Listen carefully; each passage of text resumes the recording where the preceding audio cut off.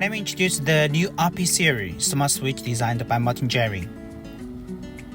It includes 1-gain switch, 2-gain switch, dimmer, and fan control.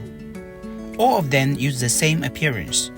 They look like exactly the same, but they have different functions. First, have a look at the 1-gain switch. It has up and down buttons. Both buttons are the same function. Turn on, turn off. Let's turn on, turn off. For the 2-gain, it's different. Up and down buttons control two different node names.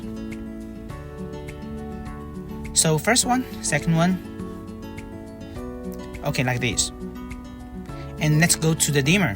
When the light is off, we press any of the buttons to turn it on. When it's on, we want to change the brightness. We just press the button to change the brightness. Press, press, press, press.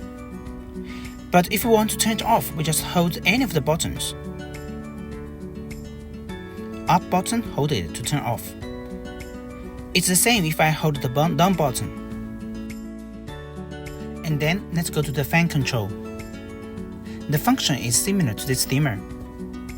When the fan is off, we press any of the buttons to turn it on.